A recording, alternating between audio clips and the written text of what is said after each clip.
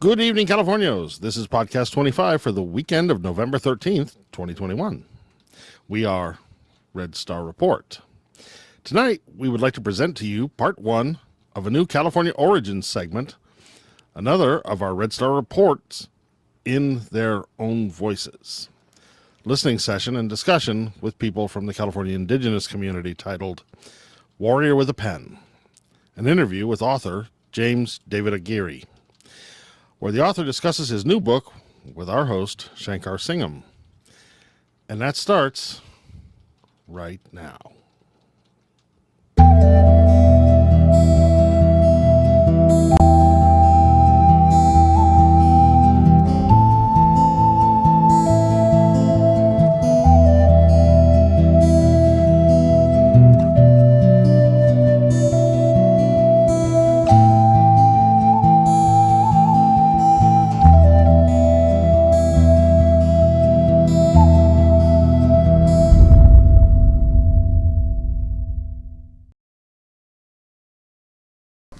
I'm here with James Aguirre, author of Warrior with a Pen. Here to talk about his book that is coming out later this year. James, how you doing? James, Warrior with a Pen. You want to tell us a little bit about the name and maybe what your background is, or? Okay, the name Warrior with the Pen, I got it from my aunt. She sent me a card, a birthday card, and on the card she put Warrior with a Pen. And I started thinking about it, and I was like, whoa, I like that. Did you? And it fits the way I write. So I kind of use that now. Sure, your aunt's really happy, right? Did she? I told her about it, that she's the one that gifted me the name. What is your family heritage? Your aunt? What's your family? What's your family? On both sides, my mom's and dad's side, I'm part Native American Indian, right? Or Indigenous. I'm also part German from my mom. I'm also part Spanish from my mom. And from my dad, I'm part Irish and part Spanish and Native. What Native are you exactly? Okay, on my mom's side, they were called Kumeyaay, which is from San Diego County area. And through the federal government, they refer to us as Digüeño, which is San Diego Mission Indian. They classify us by the missions. Got it. My dad's side, the Aguirre side, we're actually Yaqui Indian from Sonora, Mexico. Oh, yeah. Yeah. I've heard of the Yaqui. That's your parents, your dad. Yeah, it's my dad's side. So I have Native blood on both sides. What did you learn from your dad and your mom, your parents? What did you learn from them about your heritage and stuff? Well, I always knew we were Native, but I didn't know all the details. So that's one of the reasons that I started writing. It started with doing family research and learning my history, my background, and that led into writing the book. I didn't have intentions on writing a book. It came about from doing the family research. So all came together. And it's a pretty brutal truth to the book. Yeah. But it's also empowering. People don't know. Oh, I bet. Once you learn your history, who you are, where you come from, then you're more inclined to respect your history. You'll start thinking of your background. So you'll have more respect for it. Then once you start thinking about it, you'll start acting differently. For whatever your heritage is, it'll empower you, but it'll also give you confidence, and it'll make you proud of what you are. And that's a lot of people today. They don't know who they are. They just think, oh, I was born in America, I'm an American. But everybody has heritage. So it's empowering. It adds a lot of pride to you. But the main thing, it also gives you confidence. Knowing who you are and where you came from. So I got that from both my parents. Where'd you go to school at? Actually, out here, I live in La Puente, so I went to Bassett High School. Oh, So I graduated from Bassett High School. And how did you decide to become a writer and I'm going to write a book? How did that come all about? You just like had to get it out one day? Yeah, it started with the family research. From the family research, collecting birth certificates, baptism certificates, death certificates. Then you have to document everything. You have to start making charts. Put all the family names, and it's a lot of work. It takes a long time. Sure. Then the next thing is to document it.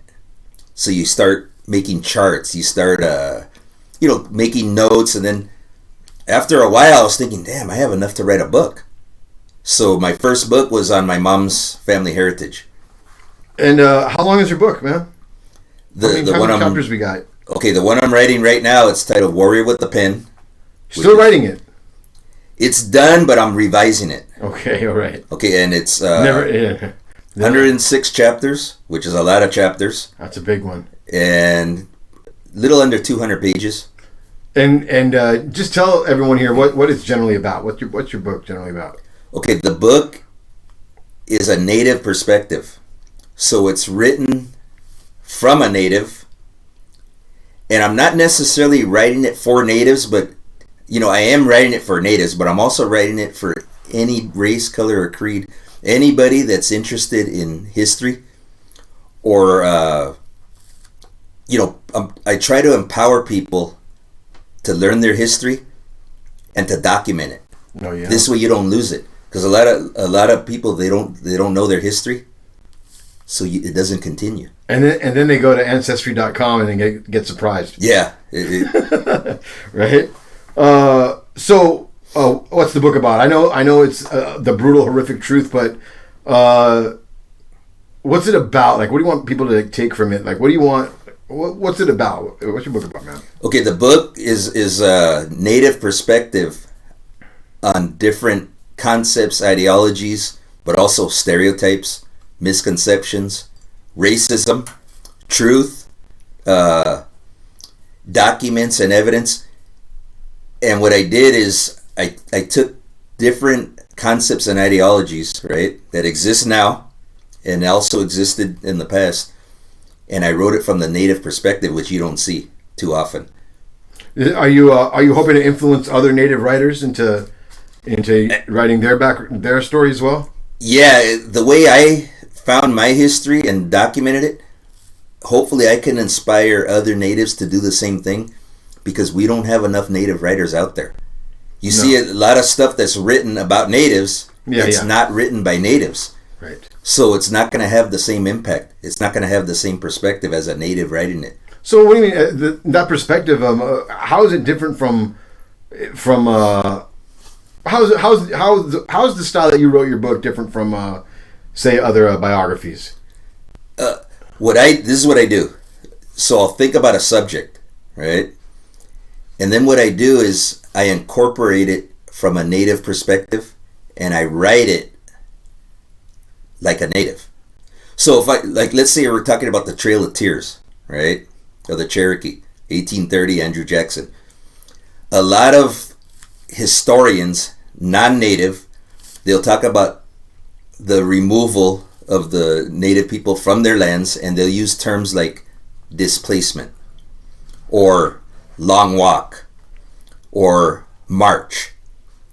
The words they use are not empowering. They don't give you the full impact. So when I write it, I'll say death march, not a long walk. I'll say what it was. It was a forced death march. And then there's other terminologies like genocide, murder, homicide. They'll never use those. Mass shooting, mass hanging. So words are really empowering. So you have to learn how to use words, and you have to incorporate it into your own style of writing, and that's what I do. So I'm known for being really honest, and I'm also known for getting right to the point and not sugarcoating anything. So, and you're absolutely right about this. I mean, look, share some of the chapters in your book. These are the titles of the chapters you got here. You've got lies, dead or alive, fraction or degree of blood, quantum, Indian Blood Quantum, Genocide of the Mind. These are straight, just vicious names, man. I mean, any metalhead like myself, I love heavy metal, and this is very metal as far as that. Look, well, they're not vicious. They're honest. Heathen, genocide, mass hanging, mass shooting. Yeah. Dude, I want to hear the chapter on what Cowboys and Indians game. Damn, yeah. We gotta get into that. Well, let's start with the first chapter. What's correcting history, man? I'm guessing that's the gist of the book. Is why you wrote this book? Is this first chapter correcting history, or what's that? Yeah, correcting history. What I'm doing is I'm talking about our history. You know, from Native people here in California, and I don't start it off with the Spanish. I'll talk about the Native people before the colonizers, before the Spanish got here. Most historians, they start California history off with the Spanish. Well, who was here for thousands of years before the Spanish got here? Native people, right? Mexico, the entire continent of America was entirely indigenous people.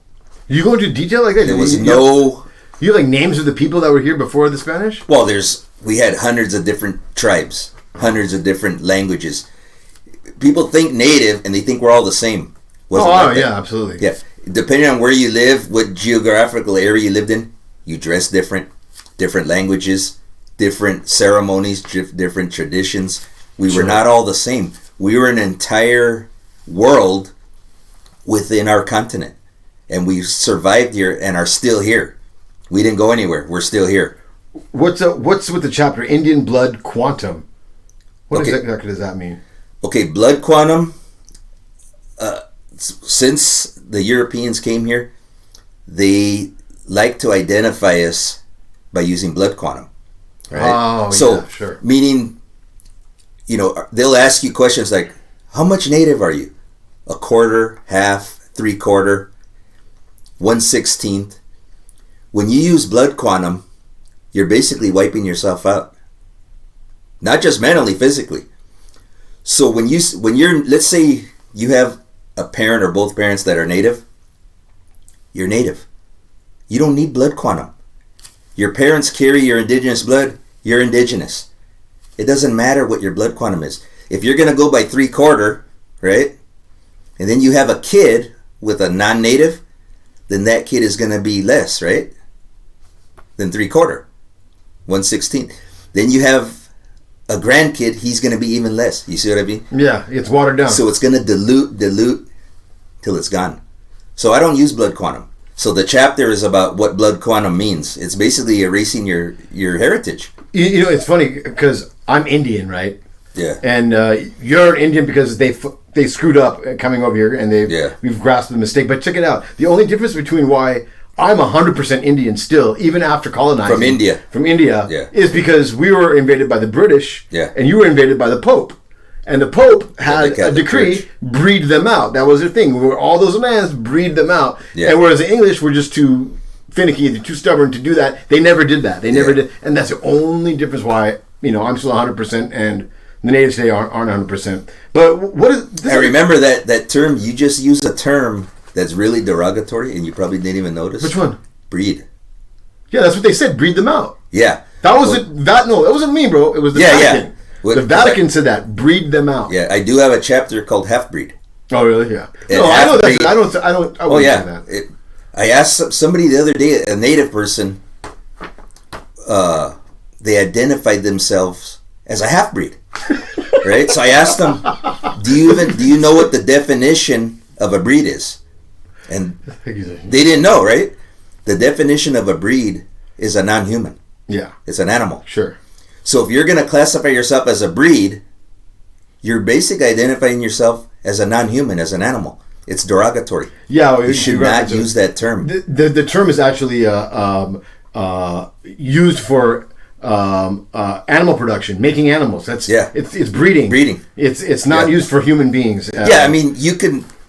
I guess technically you can say breeding is like sexual intercourse. Yeah, but that's controlled breeding. I mean, that's taking two animals and putting them together. That's what they did. That's pretty much what they did to the natives here, man. They that's it. Well, not only the Pope, man. Yeah, well, not only did they use derogatory terms like half-breed and squaw, redskin, but they also changed our names. Yeah.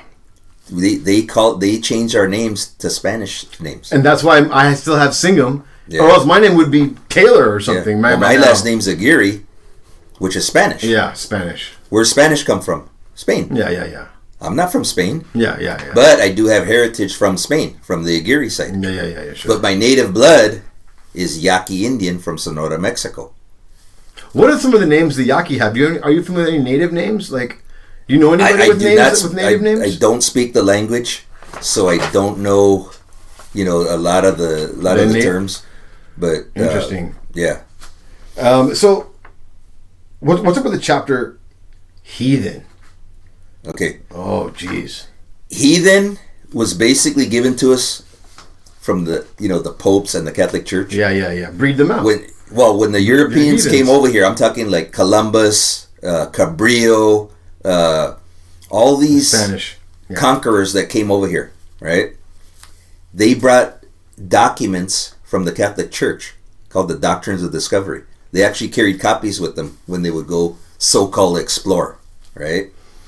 So, in the Doctrines of Discovery, a heathen is a non-Christian, non-Jew, right? So if you're not a Christian or a Jew or a Muslim, they would consider you a heathen, which means you're basically like classified as an animal. So it would make it, they could basically kill you and not even think twice about it. They would. You're not a human being. Yeah, like an animal. So that term heathen, it's a derogatory term that they used to us. We weren't not Christian. We were not Jewish. We were not Muslim. We had our own spiritual, beliefs. We had our own ceremonies. We also believe in a creator, right? So just because you're not a Muslim, Jew, or a Christian does not necessarily make you a heathen. We had our own beliefs. So that's another thing you have to respect that. And that's the thing that they don't. No, that's the reason for these terms. Yeah, and I try to educate people so they know what these terms mean, because you look up heathen, it's in the dictionary. Yeah. And of course they're going to mention native. No. Right? Yes. No, they do not. Look up half-breed. In the dictionary, look up half-breed. I will. Where's your dictionary, man? You got one around here? I don't have one, but you could look it up. Just go online. Okay, definition of a half-breed is it was basically... It says Native American in it. It was basically half white and half native. Here, they would call you a half-breed. You're still a human, so why would they call you an animal? Right? Yeah, it's pretty disgusting, man. It's because you were not full white, so therefore they had to classify you as something else, other than them. You still carry the blood of a white person, but also of a native. So you're still a human being with two different heritages. That's it. Yeah. You're not a half-breed. We're not animals. We're not breeds. Yeah. So that's why I try to educate people on what terms mean. You have to know the meanings of these terms to know not to use them. And the only way you're going to learn is to learn the definition. Oops, sorry. Here, I'm going to look up a heathen right now. I want to see... I can't believe that they would turn... Look up half-breed. I don't know what dictionary you're looking from. So they're not all going to have the same... Oh, there's no internet here, damn it. Yeah, they're not all going to have the same definition. You don't have internet here, huh? No internet? Yeah, we do, but... I sign up. Whatever. I'll have to come back and look for that one, man. Dude, then the chapter right after that, after fear and trauma, jeez. And before suicide is genocide, man. Yeah. So, and then, dude, this I already tell. I don't know if you know anything about the term genocide. The term genocide was coined by a guy named Raphael Lemkin, right? He was a Jewish guy that lost, I don't know the exact number, something like 60-something members of his family during the Holocaust, Nazi Germany. Family completely wiped out. So after World War II, and the defeat of Nazi Germany and Adolf Hitler, they had, they wanted to define genocide. So Raphael Lemkin did a complete survey of different genocides. Natives, Armenians, Jews, whatever race you were. And he's the one that coined the frame genocide, right? And it's basically, there's a lot of different definitions. So let me get this straight. They wanted him to define a word of what happened to him. So we could, of his family, so we can prevent that from happening again. And then he coined the term genocide as what happened to his family. And yes. I see. I did not know that. So that term, like, I'll give you an example. You've heard of sexual sterilization, where they sterilize people, and they did it here. It was legal at one time. Margaret Sanger. Yep. Okay. One of the definitions of genocide is the prevention of births, right? According to Limkin. Well, if you can't have children, I agree with that. Your race is going to end. I'm just clarifying that that was one of Limkin's. That was one of the definitions. Okay.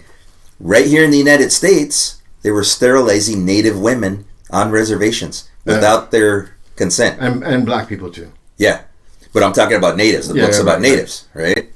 So they would go to the Indian Health Service clinics, they call them IHS clinics, for a routine surgery, of whatever it was. Routine surgery, right. Routine surgeries, and the doctors were sterilizing them without their consent. What was they didn't find out until after.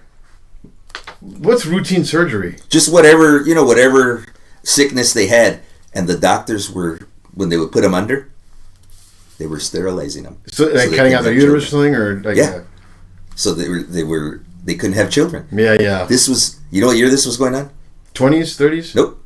1890s? 69 and the early 70s. Oh, wow. It was already illegal to do it. 1869? No, 1969. No. 70s, on Indian reservations. Yes. And this is after it's already illegal to do it. When it comes to natives, we're down here. We're on the bottom. You're at the very bottom, bro. Every race you can think of. Even the blacks don't even get it. We're down here. I'll tell you, and you got to give credit to BLM on this, BLM LA at least. Before every single event that BLM does, before the family's there, the victim of the guy that got shot by the cop, whatever, before any of that starts, they reach out to indigenous tribes and give thanks to them and their ancestors, and good. Before any of that, because they know there's only one group of people that got it worse than them. Yeah, and that's the indigenous. Well, it's not really like you're not comparing atrocities, but we're all in the same boat together. Yeah. I don't mean to compete. We can relate to each other because we're being discriminated against, not just mentally, physically, economically. So we can relate to each other. Yeah, it's a lot of natives, indigenous with BLM, almost hand in hand. It's almost confusing sometimes. You're like, am I at like a AME meeting or an indigenous meeting, or am I at a BLM event? Well, you were all because there's sage going around. Yeah. There's we're different cultures, different backgrounds, but we have one common goal. I'll tell you this too. Working together. I'll tell you this because when you can work together as a group. That's when you have power. Because of the prayer that BLM started doing with the indigenous before the said protest or anything, BLM started actually trying to identify a spiritual culture for themselves as well, and started utilizing African into the BLMs, because they were doing the indigenous ones like, oh my god, at least these people still have their they have some semblance of their history left. Yeah, they don't have any. They don't know their history. No, so they're not trying to build it. No, it's not their fault. They were made slaves, and then they cut off, and they weren't educated. They weren't allowed to go to school. They weren't allowed to speak the language that they were. Yeah, well, they also didn't have their names. Yeah, they carried the names of their slave masters. Everything from them. Yeah, so centuries later, you still have African Americans with their slave names. They don't know their history, where they came from. Yeah. Luckily now we can do a DNA test. And you could at least know where your ancestors are from. So that helps a little. But what do? You just walk back there and go, hey, I'm actually from here 300 years ago. My family is I don't know who. I mean, it's hard. It would take somebody with it going, hey, you look like could you imagine like the familiar name? Oh man, that's such a cluster. But hey, your next chapter is mass hanging, mass shooting. Yeah. And we just talked about that. Yeah, these are chapters that we should be taught in our school, in our educational institutions. They should be teaching us this history, but they don't. So a lot of our education I guess technically it's education because we're learning something, but we're learning what they want us to learn. So it's really not education, it's indoctrination. Yes. Yeah. So if you ask me about the chapter mass hanging. Yeah, mass hanging, right? Mass shooting. Okay, most people don't know this. In 1862, there was an uprising in South Dakota, and they called it, what was it called? The Dakota Wars.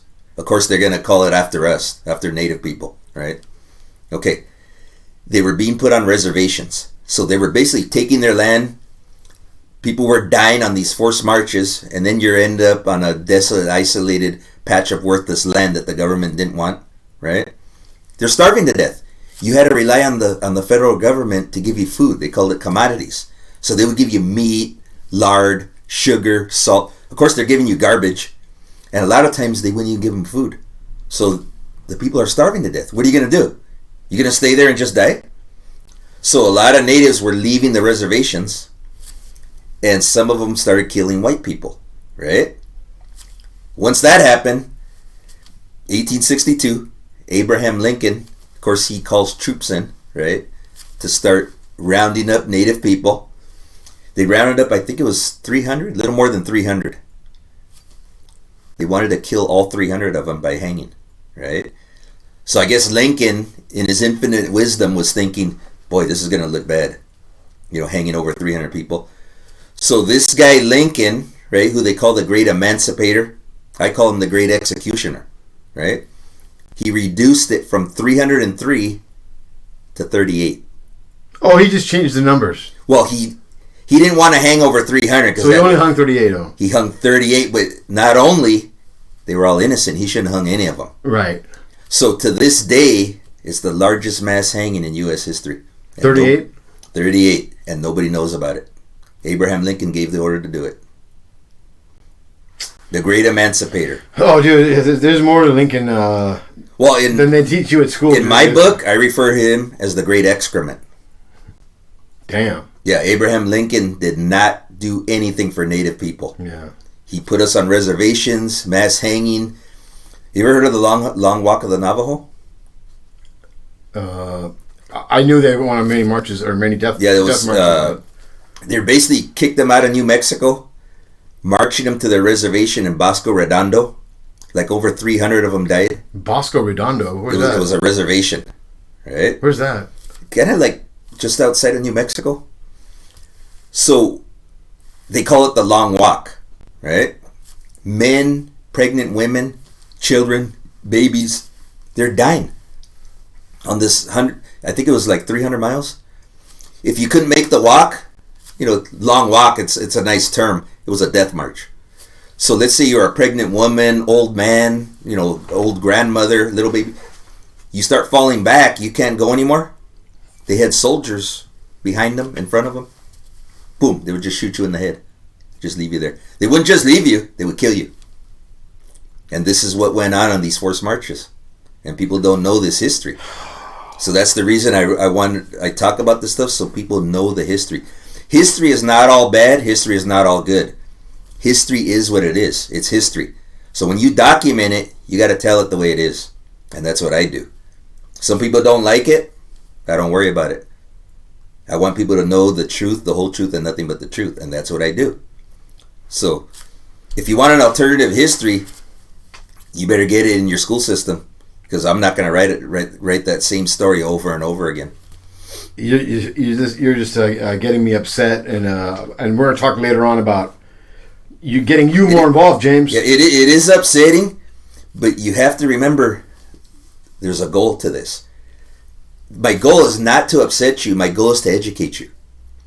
You can change your future by knowing your past. If you don't know your past, you can't change your future. So you have to educate yourself outside of the school system. You have to do this on your own. You have to do your own research. So that's why I try to encourage native people, stop relying on these professors and guys with PhDs to write your history. Write it yourself. Document it yourself. Because usually what they do is they get these professors from these institutions, right, to come and interview people like me. They get all our information, and then they write the book, and then they get all the credit for it. What do we need them for? If we have the history, write it ourselves, and we get the credit for our own history. Because when they write it, they're not going to write it the way we think. They're going to write it the way they think. The way it needs to be. They're going to sugarcoat it. The kosher way. So natives have to learn to start documenting their own history. Start writing their own books. Become the lecturers, the orators, the writers, the educators. We have to start stepping up and doing it ourselves. Oh my God, I can't. I got it on tape. I got you saying that on tape, man. That's great, dude. I'm gonna hold you to that, James. I'm gonna hold you to that, James. That's why I wrote the book. That's why I'm here talking to you. Let's keep it moving here. We got Mission Indian, Indian Neophyte, and Indian Roll Number. Oh boy. Yeah. I already know what this is about too. But go ahead. Yeah, Mission Indian. That term comes from the California missions and the Spanish. They went into Mexico, back in the 1600s, 1500s, and of course they started trying to Christianize us. Yeah. Make us believe in, the Catholic Church, Jesus Christ, yeah. Right? We were not Christians. We didn't know who Jesus Christ was. We didn't know who the apostles were. We had our own beliefs, our own religions, okay? But of course they forced it on us. They changed our names. They made us slaves. We built these missions using slave labor. We built them, right? They financed it. We built them. We didn't get paid for it. So when you lived in these settlements where they were building these missions as a native, they would baptize you, right? Put some water on your head, and all of a sudden, poof, you're a Christian, right? And they would call you a neophyte, which is, a neophyte means new convert. So if you ever look at baptism records, going back to 1600s, 1800s, they'll put our names, and then right next to that, it'll say on the document, neophyte, which is new convert. And they would also give us Spanish names. They wouldn't let us use our native names or our native languages. So now, a lot of natives were Catholic now, because we were baptized through the Catholic Church.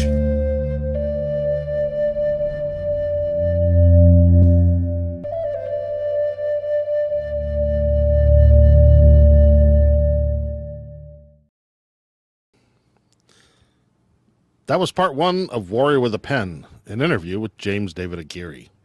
We hope you enjoyed it. Part two is slated to air sometime next week.